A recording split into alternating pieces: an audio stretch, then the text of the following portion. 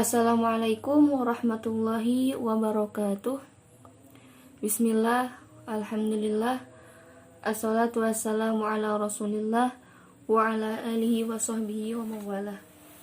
Rabbi syrah li sadri wa yassir li amri wahlul 'uqdatam min lisani yafqahu qawli. Amin. Alhamdulillah, pada kesempatan kali ini, yaitu pada hari Jumat tanggal 16 September 2022, seperti biasa kita melaksanakan kegiatan kerohanian. Mudah-mudahan pada kesempatan kali ini kita semua dan para peserta didik dalam keadaan sehat walafiat, dan semoga ada dalam lindungannya Allah Subhanahu wa taala. Amin ya Allah ya rabbal alamin. Masih dalam tema Al-Qur'an.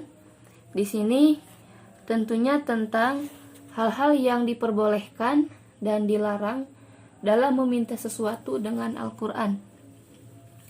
Sebagaimana dalam sebuah hadis yang diriwayatkan oleh Tirmizi dan diterima dari Huzaifah, disebutkan sesungguhnya ia pernah mengerjakan sholat bersama Nabi SAW. Ketika ruku, beliau membaca Subhana Rabbiyal Azimi, dan ketika sujud beliau membaca Subhana Rabbiyal A'la.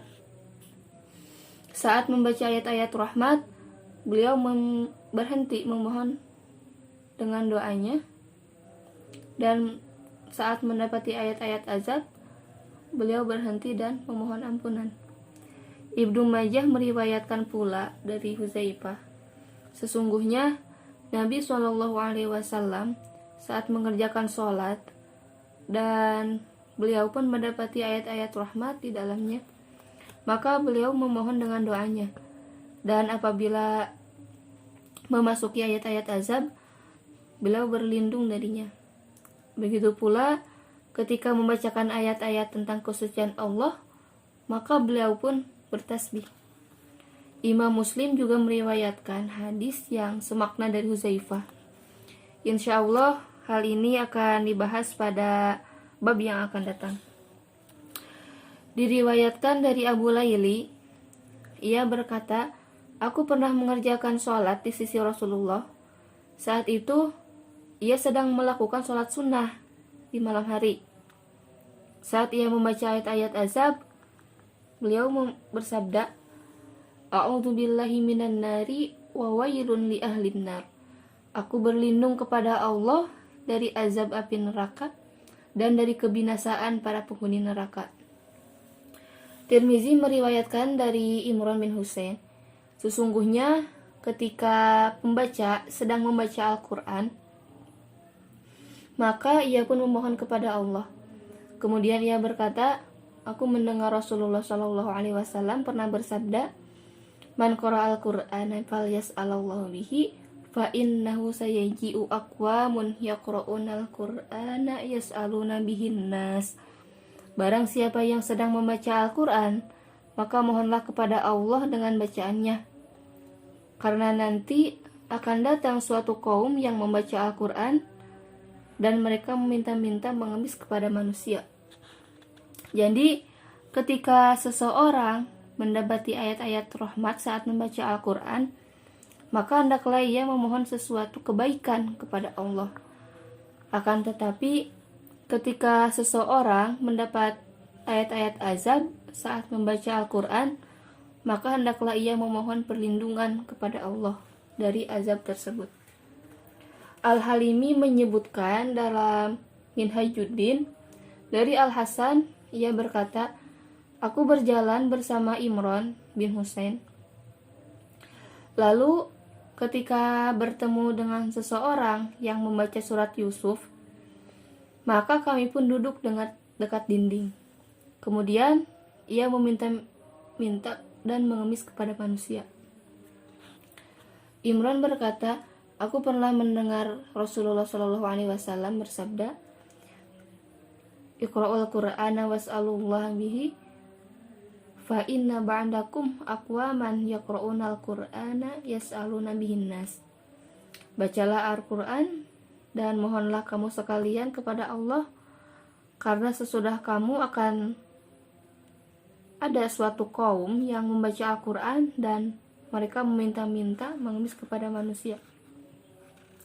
Juga diriwayatkan darinya bahwa Rasulullah SAW pernah bersabda, "Ta'allamul Qur'ana was'alullahal jannah qabla ayyan ji'a qaumun yas'aluna bihin dunya wa innal Qur'ana yata'allamahu salasatun rajulun yubahi bihi wa rajulun yastaqulu bihi wa rajulun yaqra'uhullah."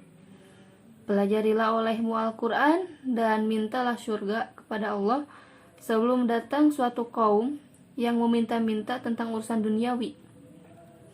Sesungguhnya Al-Quran dipelajari oleh orang karena 3 hal, yaitu orang yang bertujuan untuk menyombongkan diri, yang kedua orang yang bertujuan untuk mencari makan dari Al-Quran, dan yang terakhir orang yang membacanya semata-mata ikhlas karena Allah. Abdullah bin Mas'ud radhiyallahu anhuma berkata, akan datang suatu kaum yang mereka meminta dengan Al-Quran untuk kesenangan duniawi, maka jika mereka meminta kepada kamu, janganlah kamu memberinya. Jadi janganlah kamu menjadikan Al-Quran itu sebagai komoditas yang kamu pinta untuk keuntungan duniawi. Akan tetapi carilah keuntungan dunia dengan dunia dan keuntungan akhirat dengan akhirat. Abdullah bin Mughaffal pernah sholat bersama dengan sahabat-sahabatnya pada bulan Ramadan. Setelah berbuka puasa, Ubaidillah bin Ziyad memberinya uang sebesar 500 dirham dan pakaian. Maka ia pun menolaknya dan berkata, "Kami tidak menjadikan kitab Allah itu untuk mencari keuntungan materi." Zazan pun berkata, "Barang siapa yang membaca Al-Quran untuk tujuan memakan harta manusia, maka akan didatangkan wajahnya pada hari kiamat tanpa daging." Na'udzubillah, summa na'udzubillah. Tidak semestinya bagi orang yang hafal Al-Quran itu meminta-minta sesuatu, kecuali hanya kepada Allah Subhanahu wa Ta'ala. Sebagian ulama salaf, ulama terdahulu, apabila mereka selesai menamatkan bacaan Al-Quran, maka mereka berdoa, "Ya Allah, ampunilah aku dengan Al-Quran dan rahmatilah aku dengan Al-Quran. Ya Allah, tunjukilah aku dengan Al-Quran." Para ulama salaf tersebut berdoa seperti itu karena Al-Quran adalah kalam Allah. Oleh sebab itu, sudah seharusnya kita memohon kepada Allah dengan bacaan Al-Quran. Ya Tuhan kami, anugerahkanlah kepada kami kebahagiaan di dunia dan kebahagiaan di akhirat, serta jauhkanlah kami dari azab api neraka. Sungguh, kebahagiaan yang hakiki adalah kebahagiaan hidup di dunia dan di akhirat, yaitu dengan meraih surga dan tidak merasakan perihnya azab api neraka. Karena Al-Quran akan menjadi syafaat bagi pembacanya dari ancaman siksa neraka di akhirat. Demikianlah materi kerohanian pada pagi hari ini. Mudah-mudahan ada manfaatnya, khususnya bagi saya sendiri, umumnya bagi semua yang mendengarkan. Mohon maaf apabila ada kesalahan dan kealfaan. Wal afu minkum. Wassalamualaikum warahmatullahi wabarakatuh.